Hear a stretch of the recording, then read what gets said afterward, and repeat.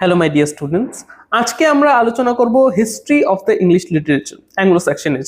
তোমরা কিন্তু অনেকেই ফার্স্ট সেমিস্টারে পড়াশোনা করছো এবং ফার্স্ট সেমিস্টারে পড়াশোনা করছো, তোমাদের কিন্তু অ্যাংলো স্যাক্সন এজ কিন্তু তোমাদের রয়েছে history of the English literature.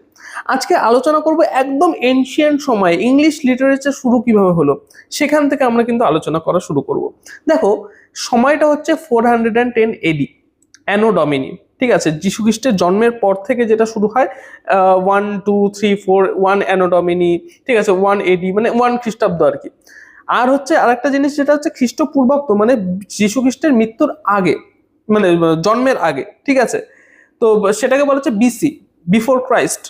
ঠিক আছে, বা বিসিই, বিফোর কমন এরা। ঠিক আছে, তাহলে যীশু খ্রিস্টের জন্মের পর থেকে যে সময়টাকে বলা হচ্ছে সেটা হচ্ছে এডি। ঠিক আছে, অ্যানো ডমিনি।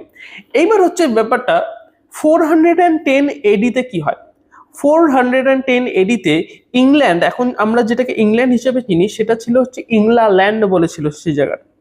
এবার সেই ইংল্যান্ডে সেই সময় কিন্তু রোমান্সরা সেখানে ছিল। এবার রোমান্সরা 410 এডিতে রোমান্সরা কিন্তু ইংল্যান্ড ছেড়ে দেয় এবং সেই সময় তিনটা জার্মান ট্রাইব বলতে বোঝাচ্ছে উপজাতি, তিনটা জার্মান ট্রাইব কিন্তু এই ইংল্যান্ডে আসে। কোন কোন ছিল, কি কি ছিল সেই তিনটা জার্মান ট্রাইব? প্রথম জার্মান ট্রাইবের নাম ছিল হচ্ছে স্যাকশনস। ঠিক আছে, দ্বিতীয় জার্মান ট্রাইব ছিল অ্যাঞ্জেলস। ঠিক আছে, এঞ্জেলস, স্যাকশনস, এবং তৃতীয় যে জার্মান ট্রাইব ছিল সেটা হচ্ছে জুটস। তাহলে এই এঞ্জেলস, স্যাকশনস এবং জুটস, এই তিনটা জার্মান ট্রাইব কিন্তু কোথায় আসে? এই ইংল্যান্ডে আসে। এবং ইংল্যান্ডে আসার পর থেকে এরা কিন্তু নিজেদের মধ্যে, সময়টা আমি কি বললাম, 410 এডি, এরা কিন্তু over the period of time এরা নিজেদের মানে যুদ্ধ যুদ্ধ করতো নিজেদের সাথে, মানে একে অপরের সাথে যুদ্ধ করতো। ঠিক আছে, এবং ধীরে ধীরে ধীরে ধীরে সেখানে থাকতে থাকতে থাকতে থাকতে over the period of time তারা মার্জ হতে শুরু করে। কারণ কি, এঞ্জেলসদের কোনো সময় ম্যারেজ হতো এই সেকশনসদের সাথে, সেকশনসদের ম্যারেজ হতো এঞ্জেলসদের সাথে, এমন করতে করতে করতে করতে over the period of time তারা কিন্তু একসাথে মার্জ হতে শুরু করে এবং তাদেরকে একসাথে বলা হচ্ছে অ্যাংলো স্যাকশন।